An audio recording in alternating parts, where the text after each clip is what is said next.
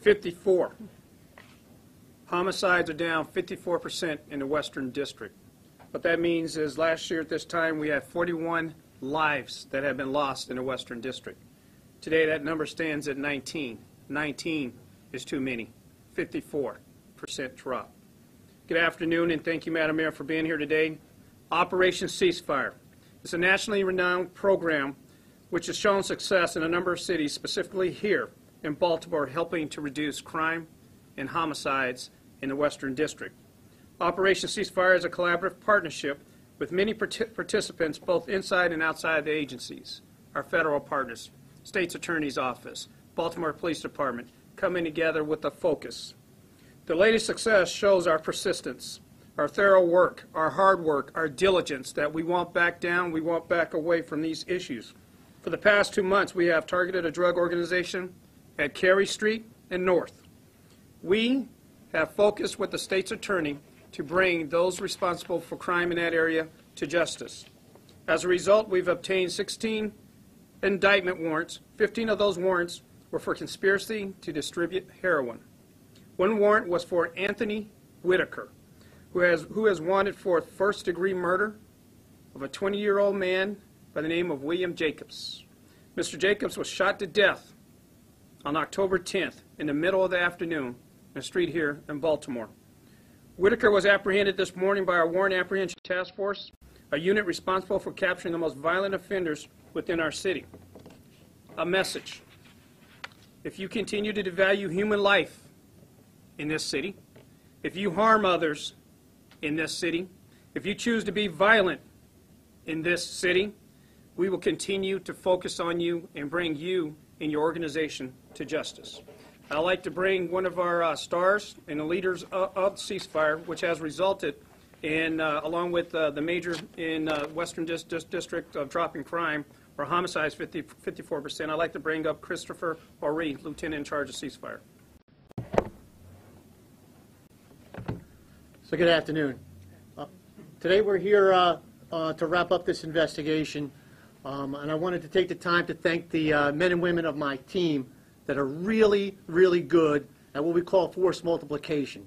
They are really good at getting the assistance of every single entity in this city that has a stake in the Western District to bring it to bear on our people who are committing violence on the streets. And the mission is clear. The police commissioner has basically said it. Put the guns down. Put the guns down. If you choose to pick up a gun in our city and harm another human being, we're going to focus on you. We're going to take the best detectives we have and all of our other city agencies, and we are going to bring it to bear on you and everybody that you're associated with. Any questions? Mayor, I couldn't help but notice that you talked about that all these suspects are being held without bond.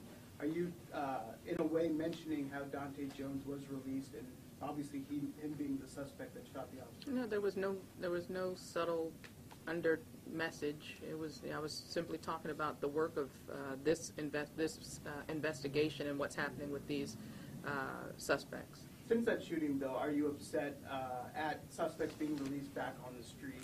Essentially, police round them up, and then they go through the system and kind of get back out.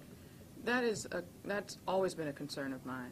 That's why the work of the Criminal Justice Coordinating Council is so important, because that's where you have all of the people that touch, all of the institutions that touch the criminal justice system at the table, making sure that we get it right.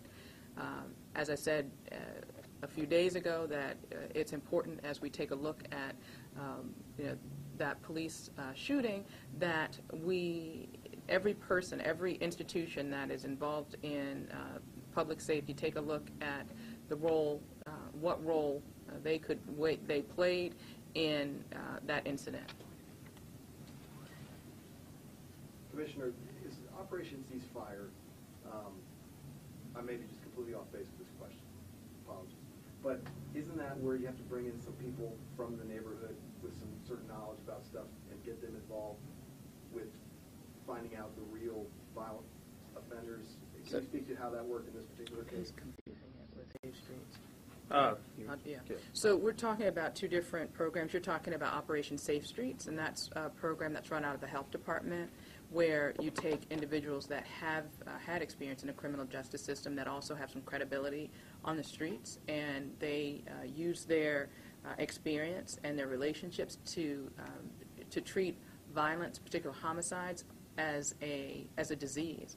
In the same way that you would quarantine someone with a serious disease, they deal with potential homicide victims or perpetrators the same way.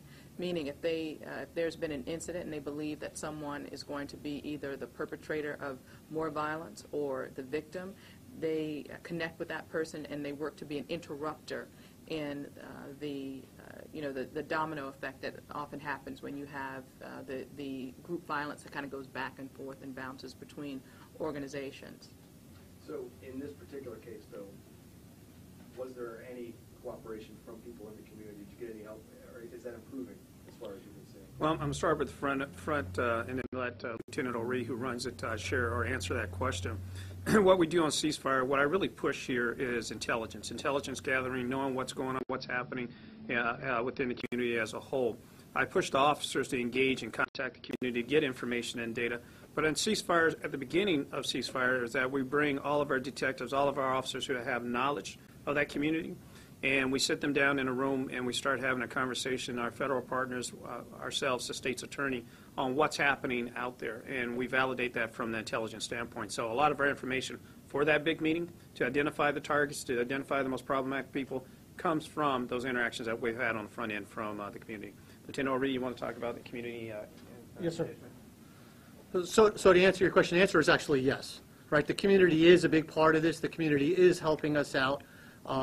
They understand the importance of this, and because of the attention that we're bringing to the people who have been wreaking havoc in their neighborhoods for a very long time, they are willing to come forward and they are willing to cooperate, and they have. Lieutenant, are you saying that obviously Operation Ceasefire information led directly to, or at least helped in this investigation? Yes. Are there other similar operations going on, or can you say if these might happen at some point in the future? Yes. Any more questions? Yeah, Commissioner Back, I'd like to ask you about the condition of Officer Groman, and also, with some things that have come out in light, a judge who could have held Mr. Jones without bail, and also the probation sort of mix-up that allowed a judge not to know that he had violated his probation.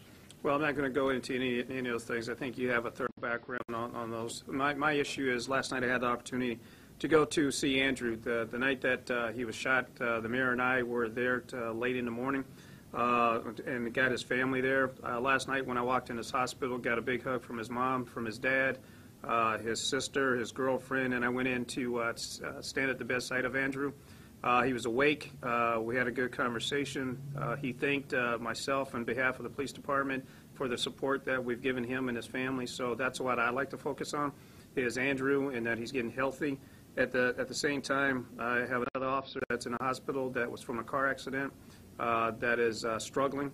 And so for me, that's a part of life that I don't share so much, but supporting families, for supporting these family members and my guys in the hospital, that means a lot to me, especially during this time, and supporting their families. Madam Mayor, Commissioner Bass, thank you for your time. Thank you.